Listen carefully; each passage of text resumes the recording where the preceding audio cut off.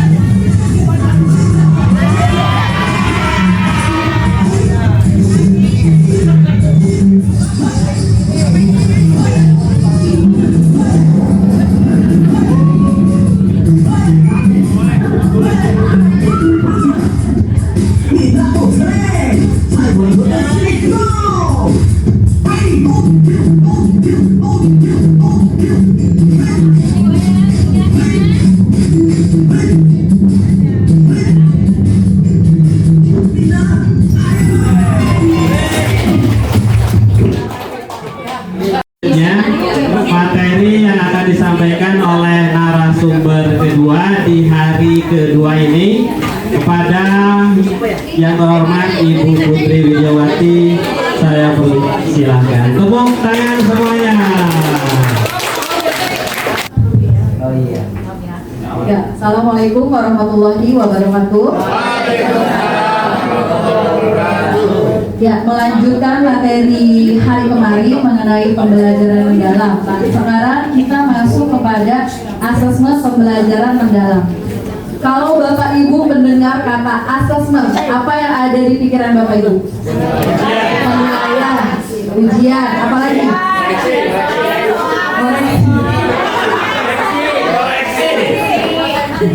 Koreksi ya. Coba yang agak lebih guru lagi ketika Bapak Ibu sumatif dan formatif. Ya, penilaian rubrik itu bagian dari penilaian sumatif atau formatif ya. LKPD banyak ya. Oke, terima kasih. Nah, di sini definisinya. Penilaian atau asesmen adalah proses pengumpulan dan pengolahan informasi untuk mengetahui kebutuhan belajar dan capaian perkembangan atau hasil belajar murid. Nah, di sini apakah Bapak Ibu setiap melakukan proses pembelajaran melakukan asesmen? Ya, asesmen apa? Formatif dan sumatif. Ya, ketika proses pembelajaran Bapak Ibu melakukan asesmen apa? Formatif. Ya, melakukan asesmen formatif. Ya, apa itu asesmen formatif?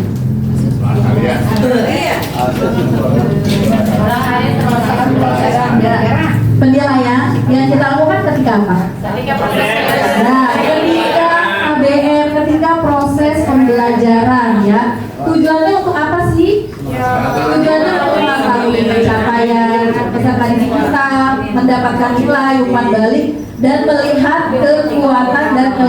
murid kita, ya.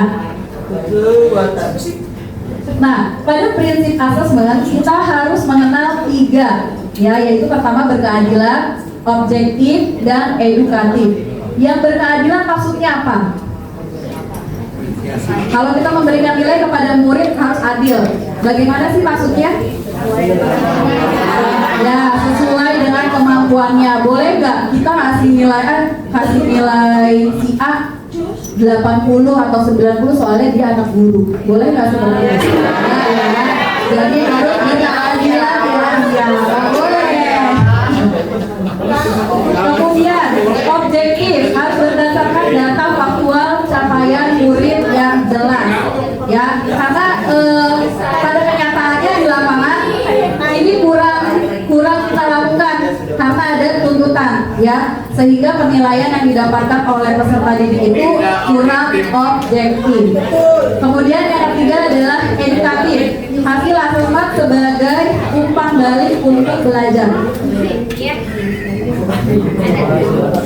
Nah, di dalam asesmen ini kita harus menekankan pada prinsip autentik dan holistik. Autentik itu apa? Autentik itu yang nyata, ya. Kemudian holistik menyeluruh secara keseluruhan, ya, Bapak Ibu. Gak usah banyak-banyak ya, karena Bapak Ibu udah banyak yang paham. Nah, di sini ada 3 kata yang berkaitan dengan fungsi asesmen. Yang pertama assessment as learning, yang kedua assessment for learning, yang ketiga assessment of learning. Yang pertama coba ya, yang pertama assessment as learning. Saya bacanya dari bawah karena fondasi, ya. Kalau kita bikin fondasi dari bawah dari atas, dari bawah, ya. Saya suka yang atas, Bu. Nah, yang pertama lihat assessment as learning. Apa sih maksudnya? Sebagai bawah Sebagai apa? Assessment sebagai pembelajaran. Nah, sebagai pembelajaran, ya. Kemudian assessment for learning. Ya, kalau kita melakukan assessment for learning, apa contohnya? Contohnya ya pelajaran pada hari itu. Diapakan? Tanya jawab. Kita kasih umpan balik. Ketika kita selesai memberikan pelajaran, kita tanya, ya, misalnya hari ini pagi kita belajar apa? Ada nggak responnya dari mereka? Kalau mereka bisa menjawab, berarti assessment as learning-nya berjalan, ya. Kemudian assessment for learning-nya juga naik, ya, karena ini bagian dari proses penilaian. Kemudian ke atas, assessment of learning, bagaimana? Ya, di akhir bisa masuk ke dalam kegiatan penilaian sumatif. Tapi maksudnya bagaimana ke peserta didik supaya bisa dikatakan sebagai assessment of learning? Melihat ketercapaian materi. Ketercapaian materi, oke, itu dari sisi kognisinya atau pengetahuannya, ya. Kalau of learning itu berarti maksudnya kesumatif dalam satu tujuan pembelajaran, betul? Assessment of learning, ya, betul. Tapi coba bagaimana kita tahu si anak itu sudah mencapai kriteria assessment of learning? Raport. Iya, dari rapor. Karena kan kalau kita belajar itu dari tidak bisa menjadi bisa, dari tidak tahu menjadi tahu. Kalau dari bawahnya ini sudah bisa mantap, ke atasnya dia juga bisa kuat. Makanya kenapa ketika penilaian akhir sumatif itu ada yang namanya tim untuk membuat soal, karena fungsinya untuk intinya Bapak Ibu, ya, untuk mendapatkan hasilnya. Nah, di sini dilihat pada assessment as learning itu adalah assessment sebagai proses pembelajaran, ya. Kemudian melakukan refleksi. Refleksi itu bisa membuat jurnal, checklist kemajuan, self atau peer assessment dan lain-lain, ya. Nah, dia adalah penilaian assessment formatif, ya. Bisa latihan soal yang Bapak Ibu berikan setiap selesai materi tersebut. Kemudian assessment for learning. Assessment sebagai perbaikan pembelajaran. Di sini umpan balik bisa membuat peta konsep, ya, umpan balik formatif atau classroom assessment teknik atau observasi. Jadi bukan remedial kalau di sini maksudnya, ya. Jadi ketika kita sudah menjelaskan materi, kita minta umpan baliknya. Misalkan tergantung Bapak Ibu memberikan asesmen yang disesuaikan dengan materi. Kemudian yang terakhir ada assessment of learning. Itu adalah asesmen pada akhir pembelajaran, ya. Ini berupa evaluasi akhir, bisa tes lisan, tes tulis, laporan, penilaian proyek atau portofolio. Nah, betul ya, tadi yang Bapak Ibu sampaikan. Akhir dari assessment of learning adalah assessment sumatif atau penilaian akhir. Nah, ini saya lewat aja karena saya yakin Bapak Ibu ketika membuat RPP itu sudah bisa membedakan penilaian formatif dan sumatif. Jadi saya anggap sudah bisa ya. Nah, kemudian masuk ke perencanaan pembelajaran mendalam. Coba tadi yang sudah dijelaskan oleh Bu Dini, prinsip pada pembelajaran mendalam itu ada berapa? Ada 3. Yang pertama, berkesadaran. Yang kedua, bermakna. Yang ketiga, menyenangkan. Kemudian pengalaman belajar yang harus muncul ketika kita melakukan pembelajaran di kelas apa? 3M. Yang pertama apa? Memahami. Yang kedua, mengaplikasikan. Yang ketiga, berefleksi. Nah, prinsip pembelajaran, pengalaman pembelajaran itu nantinya akan terlihat pada RPP pembelajaran mendalam. Ya, mendalam di sini yang sudah disampaikan tadi ya, ini adalah pendekatan atau strategi yang harus dilakukan oleh guru. Tujuannya apa? Tujuannya supaya si murid ini bisa tahu dia belajar itu untuk apa. Ketika dia terjun ke masyarakat, dia bisa nggak mengaplikasikan si pembelajaran itu. Jadi bukan cuma sekedar soal.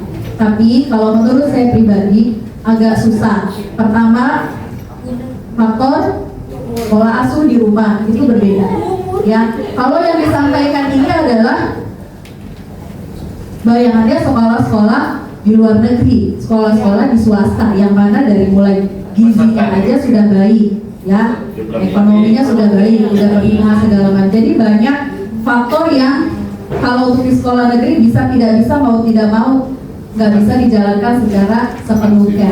Ya, kebanyakan anak yang bisa di sekolah ini adalah anak-anak yang memang sudah pintar atau di rumahnya les. Sedikit sekali yang memang mereka bisa berkembang yang disentuh oleh kita. Betul. Gitu, ya Bapak Ibu. Tapi gak apa-apa, kita sebagai guru di zaman ini jangan menolak perubahan atau informasi yang baru. Kita harus bisa beradaptasi. Ya, mau nanti digunakan silakan, tidak pun kalau bisa digunakan. Supaya apa? Supaya kita tidak menjadi guru jadul. Ya, kita nggak suka, tapi kamu harus belajar. Bapak Ibu harus belajar. Ya, supaya apa? Ketika nanti Bapak Ibu misalnya bertemu dengan guru-guru yang lain, obrolannya bisa nyambung. Ya, jadi jangan sampai menolak informasi seperti ini. Terakhir.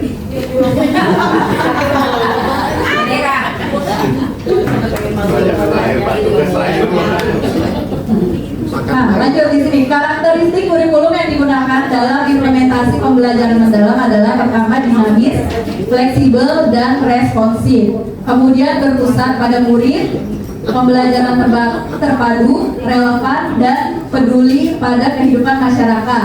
Kemudian pengembangan keterampilan tingkat tinggi dan pemanfaatan teknologi digital. Coba kalau Bapak Ibu flashback ke belakang, ketika di RPP kurikulum Merdeka atau kurikulum sebelumnya, apa yang baru pada RPP pembelajaran mendalam? Profil kelulusan. Ya, dimensi profil lulusannya. Ada lagi yang belum pernah muncul tapi ada. Ya, pemanfaatan teknologi digital ya.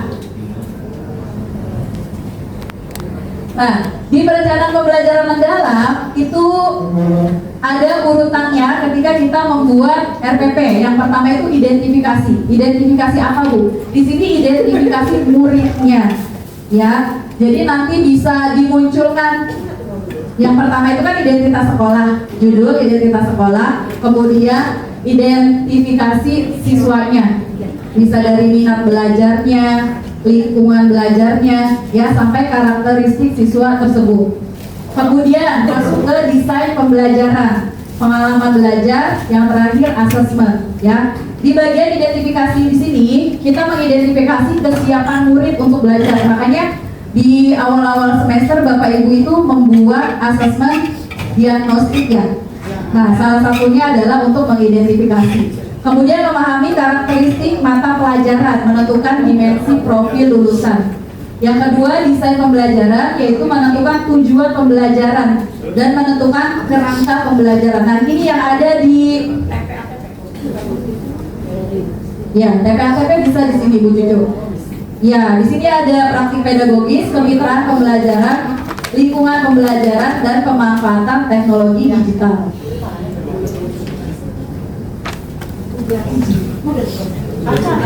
Enggak, dia balik lagi ke awal ya. Mau balik terakhir.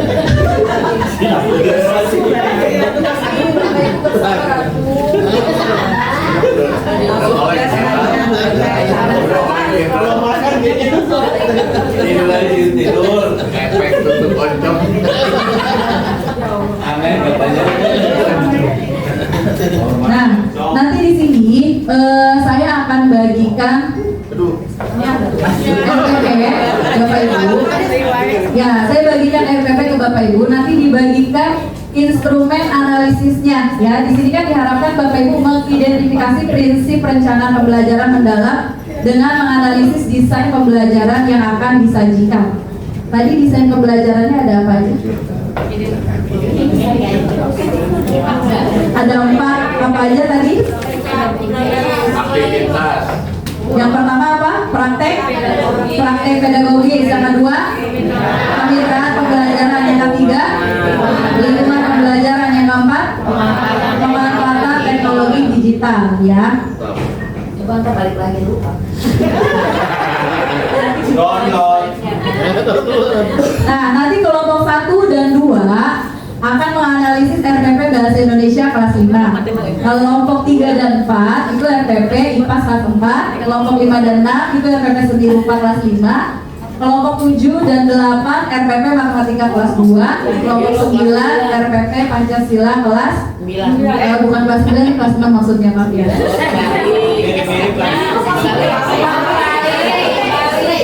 Nah, nanti Bapak Ibu lihat ini kan template dari RPP mendalam ya, yang sudah berseliweran. Nanti Bapak Ibu amati apakah dia ada identifikasi muridnya, ada dimensi profil lulusannya, atau masih menggunakan dimensi profil pelajar Pancasila ya.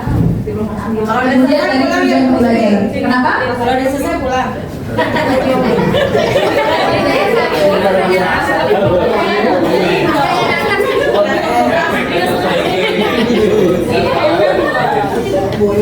di sini pengalaman belajarnya di bagian dari memahami, mengaplikasikan, dan merefleksikan. Kemudian di bagian asesmennya ya Bapak Ibu.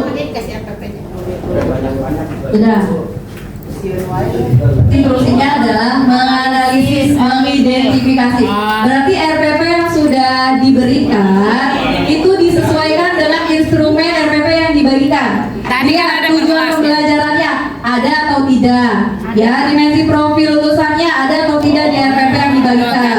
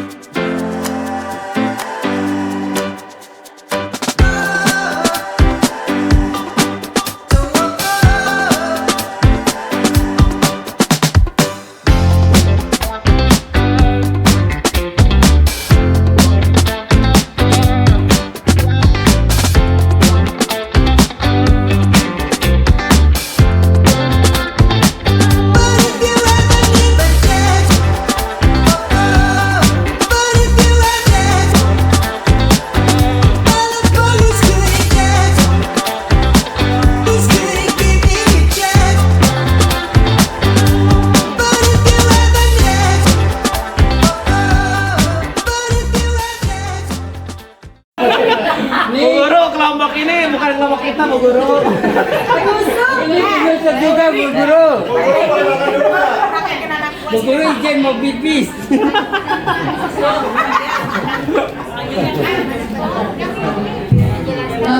pakai ChatGPT ya, tapi Bapak Ibu baca lagi karena kan kalau ChatGPT itu nggak bisa membaca intuisi Bapak Ibu kan, jadi disesuaikan lagi, dibaca lagi. Pencapaian di basic profil lulusan pembelajaran, langkah pembelajaran, Lihat pada jalannya ada nih, diam ada nggak? Nih, DPL-nya. Assalamualaikum warahmatullahi wabarakatuh.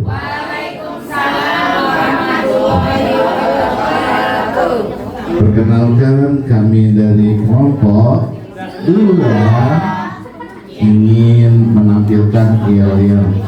Kalau nggak lucu jangan diketawain ya. Kalau nggak lucu suruh lucu Pak. 1, 2, 3.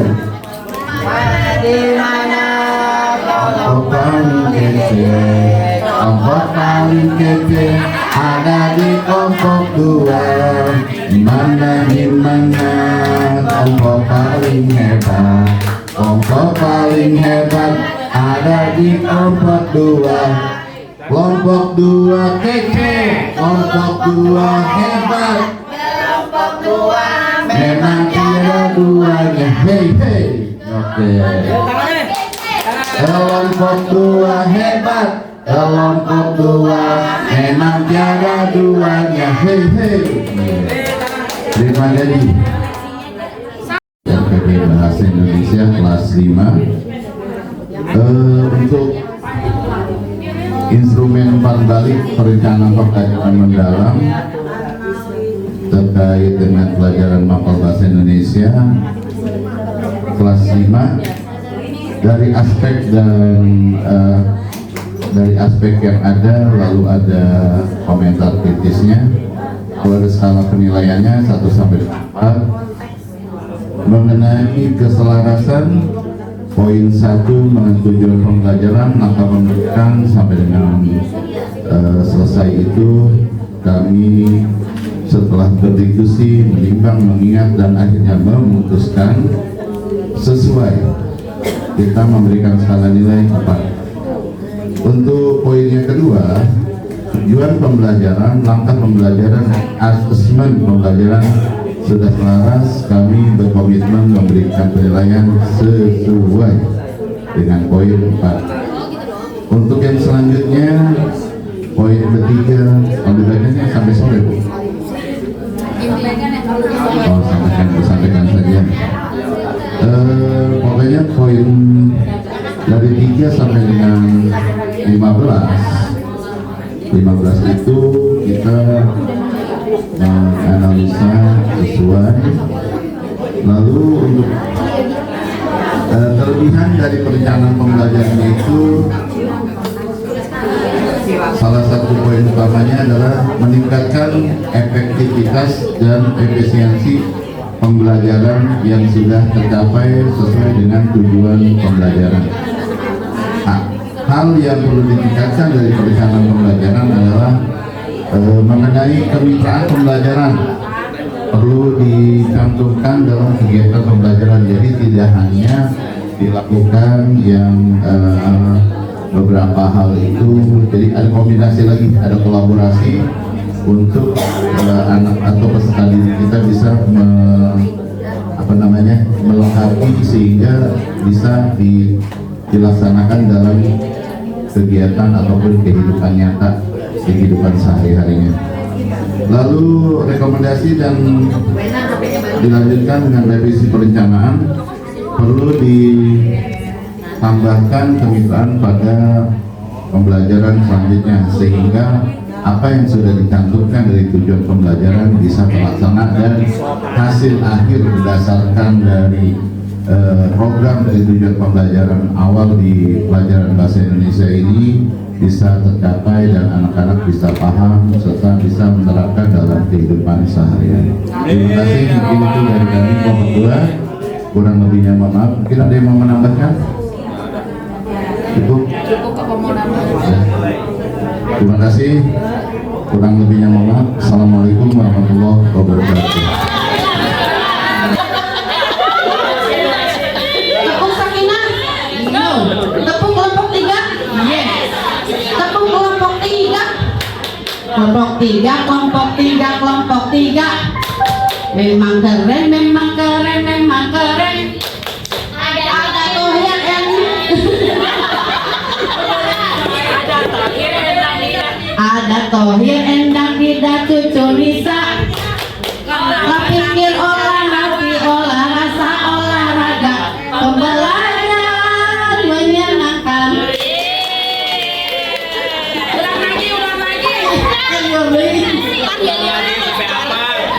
Ya, untuk pemaparannya akan disampaikan oleh Bapak Suhu. Bapak suhu. Suhu apa? Panas dingin. Kacamata. Ditarik.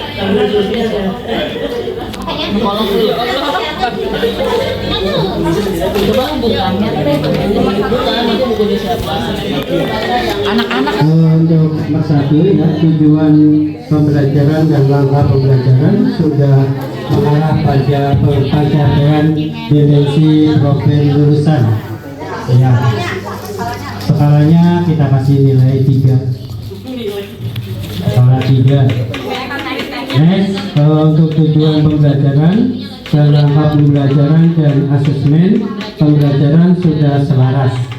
Kita kasih skor 3. Kemudian untuk rangka pembelajaran yaitu praktek pedagogis yang dituliskan sudah tergambar pada rangka pembelajaran dan atau asesmen pembelajaran. Ya, kita berikan skor 3. Komentar kritis kita adalah pembelajaran berbasis masalah dan kolaborasi sangat terlihat. Samain hasilnya. Kemudian yang keempat, lingkungan belajar yang dituliskan sudah bergambar pada langkah pembelajaran dan atau asesmen pembelajaran.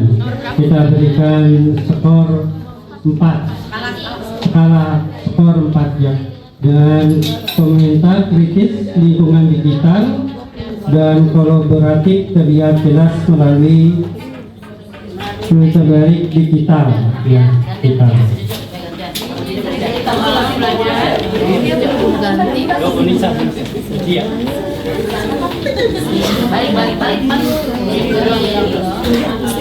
Terus selanjutnya ada kemitraan pembelajaran yang dituliskan sudah tergambar pada langkah pembelajaran dan atau asesmen pembelajaran. Kita beri skala nilai itu 3. Komentar kritisnya adalah pembelajaran dilakukan dalam kerja kelompok atau diskusi. Terus selanjutnya ada pemanfaatan digital yang dituliskan sudah tergambar pada langkah pembelajaran dan atau asesmen pembelajaran. Kita kasih skala 4 karena pemanfaatan digital telah tergambar pada langkah pembelajaran karena guru juga di situ sudah memakai link YouTube agar anak lebih paham dengan materi.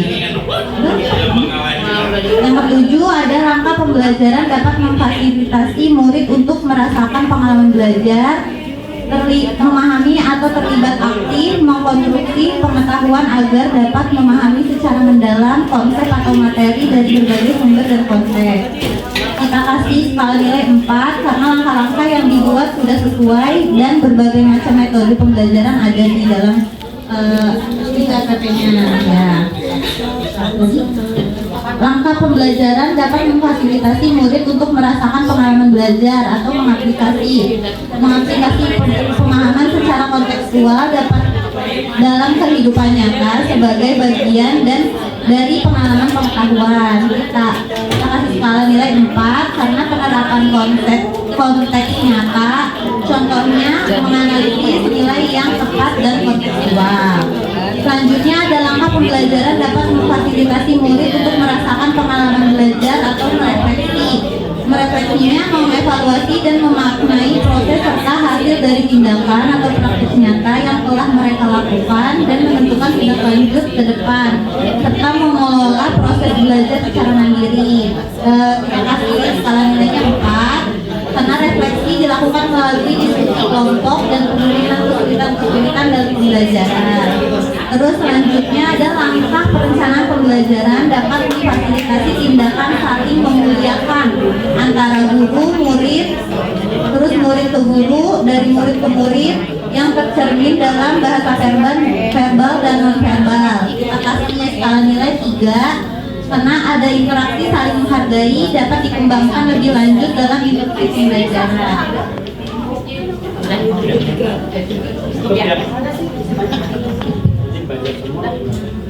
Baik, demikian dari kelompok 3. Terima kasih. Wassalamualaikum warahmatullahi wabarakatuh.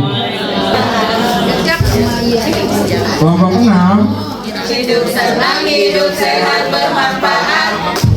Hidup senang, hidup sehat, bermanfaat. Ini kami kelompok 6 mengikuti perjalanan kesehatan dan sehat bermanfaat.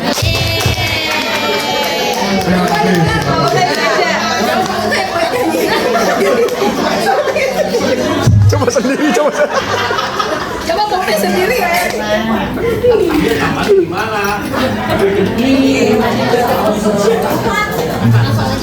Oke, untuk poin 1, tujuan pembelajaran, langkah pembelajaran sudah mengarah pada pencapaian dimensi profil lulusan. Untuk skalanya kita beri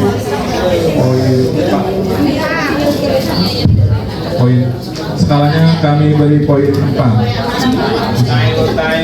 Untuk yang berikutnya, tujuan pembelajaran dan asesmen pembelajaran sudah selaras dan sudah terstruktur, kami beri skor 4 juga.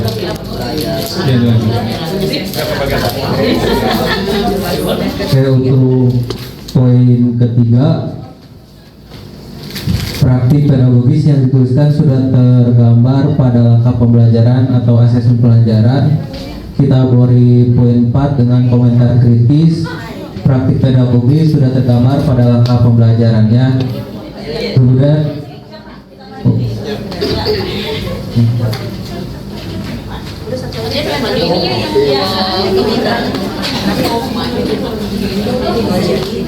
yang poin kelima, kemitraan pembelajaran yang dituliskan sudah tergambar pada langkah pembelajaran dan atau asesmen pembelajaran.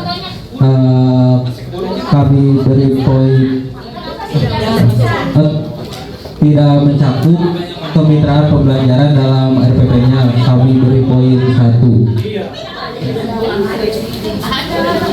Baiklah, itu saja yang dapat kami sampaikan.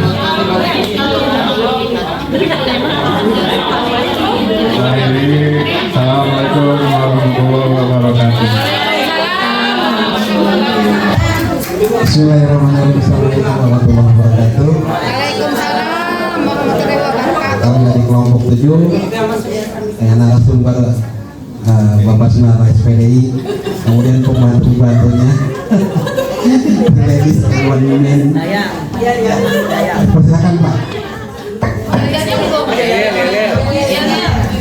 Ya, saya mau menyapa teman-teman saya. Ada yang udah menuju lansia, ada yang masih ABG, ya. Semua komplit di sini.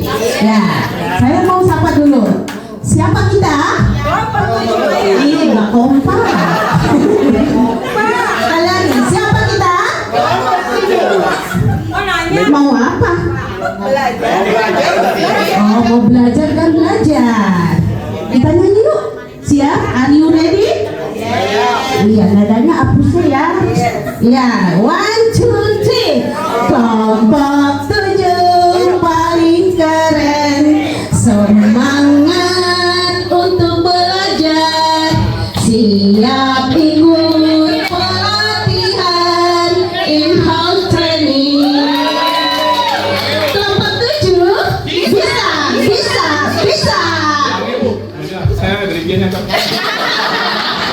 Baik. Untuk memaparkan hasil diskusi kami, persilahkan Ibu Aisyah Nuraini, Pak Dian, Pak Nana, silakan. Di luar skenario. Baik, kalau itu saya mau menanggapi RPP yang sudah diberikan kami dan kami tanggapi. Untuk aspek yang diamati keselarasan, di sini tujuan pembelajaran, langkah pembelajaran sudah mengarah pada pencapaian dimensi profil kelulusan. Tujuan pembelajaran sudah mengarah pada pencapaian dimensi profil kelulusan. Beriman, bertakwa kepada Tuhan Yang Maha Esa dan bertindak mulia, mandiri, gotong royong, bernalar kritis. Nah, di sini kami beri skala 4.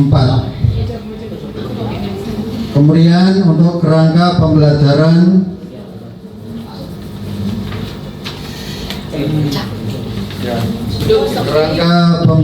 kami berikan skala 4.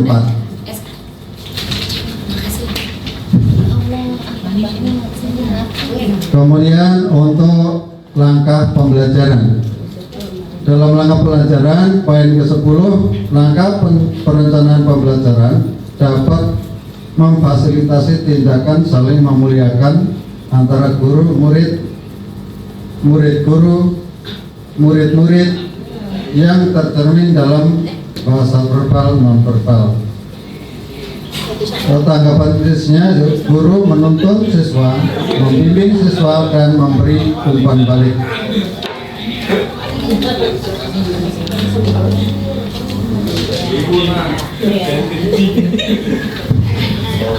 Kemudian untuk poin ke-12, perencanaan pembelajaran sudah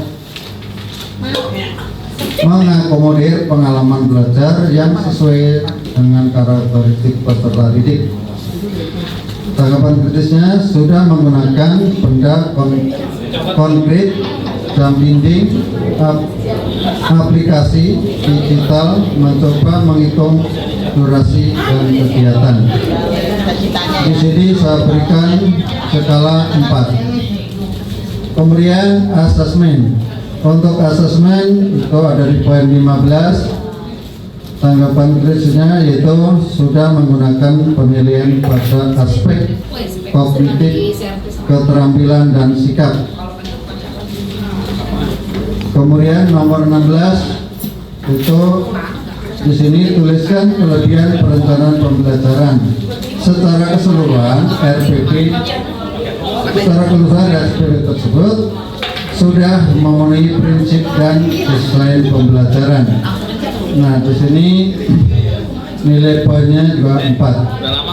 Jadi secara keseluruhan RPP ini sudah memenuhi syarat dan prinsip dalam desain pembelajaran. Demikian tanggapan dari kami kelompok 7. Terima kasih. Sama-sama. Terima kasih. Saya kira assalamualaikum warahmatullahi wabarakatuh. Kelompok 7 pemenangnya di situ makan di restoran Mas. Warahmatullahi wabarakatuh. Waalaikumsalam warahmatullahi wabarakatuh. Oke, kelompok 9, keluarkan suaramu. Siap. Main grup. Pak Ustadz E-nya keluar. Main grup. Lagi ah. Main grup. Kelompok 9, Kuat dan berani, melangkah pasti, juara kami raih. Tepuk tangan. ya kita ikutin yang lagi viral ya. Betul. Oke, tepuk-tepukan. Siap. 3, 2, 1.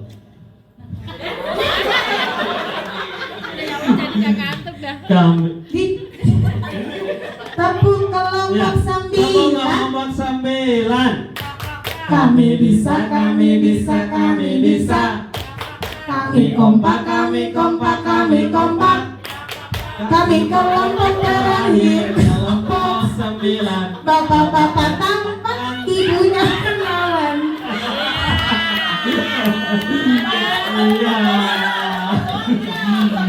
Iya. Ya, Ibu Bapak, untuk selanjutnya ya ada pemaparan dari kelompok 9 yang akan disampaikan oleh Bu Leni.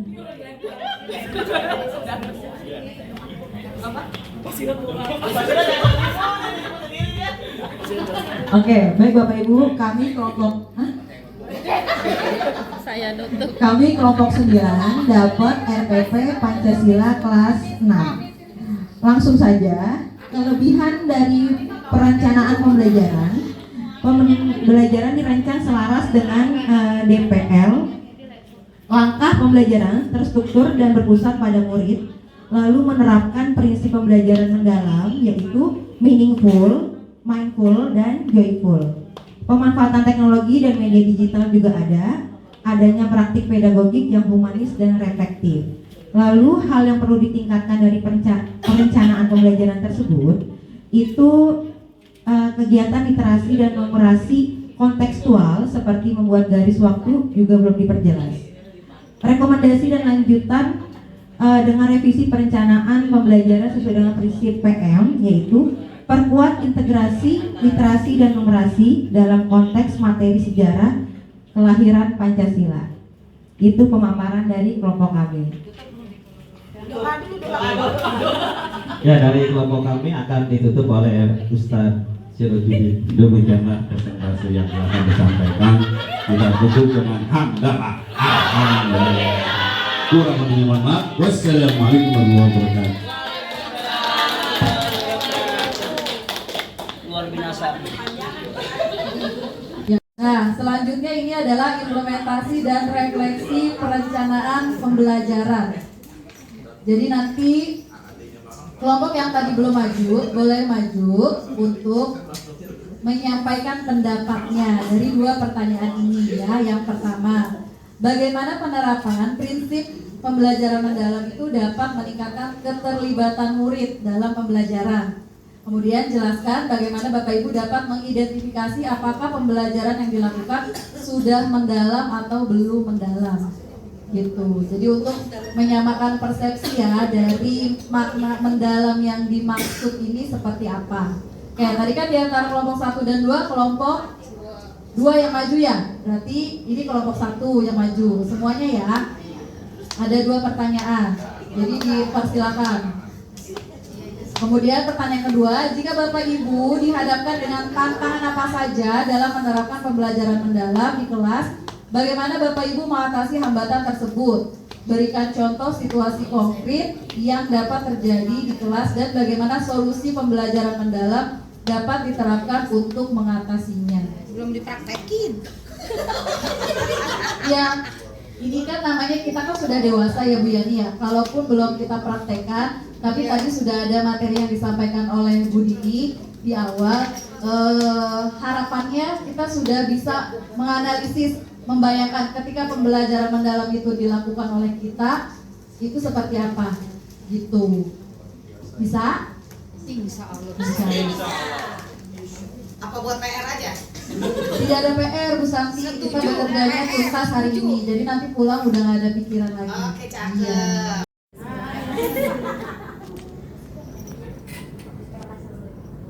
Assalamualaikum warahmatullahi wabarakatuh. Waalaikumsalam warahmatullahi wabarakatuh. Izin untuk menjawab pertanyaan yang kedua. Jika Bapak Ibu dihadapkan dengan tantangan apa saja dalam penerapan pembelajaran mendalam di kelas, ini khusus untuk kelas saya ya.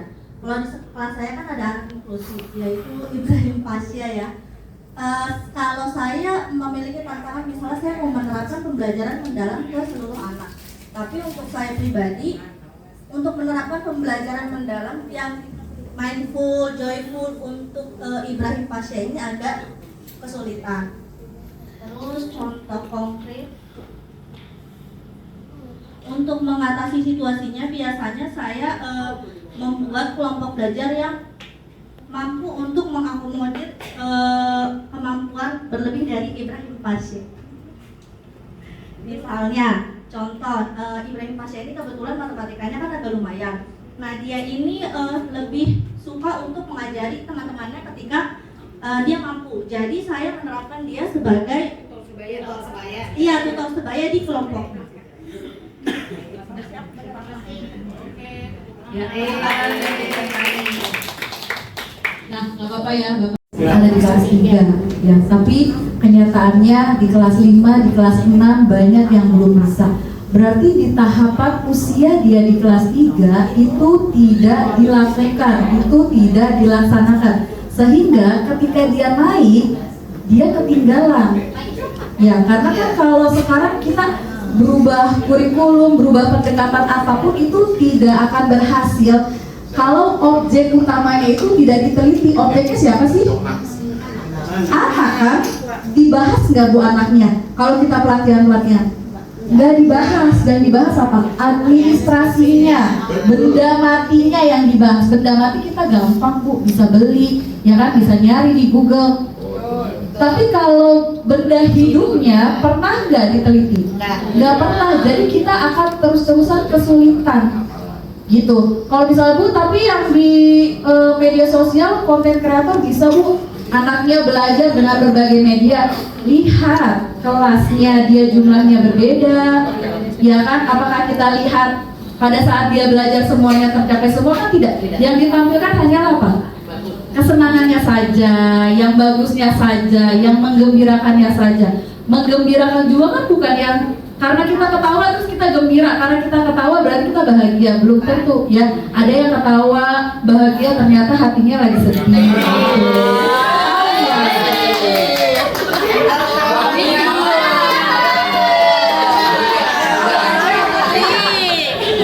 Ibu narasumber jangan ngelirik begitu. Ya, ini kan misalnya pada kenyataannya kan seperti itu. Banyak anak yang datang ke sekolah dia bukan butuh belajar, dia butuh kasih sayang, ya.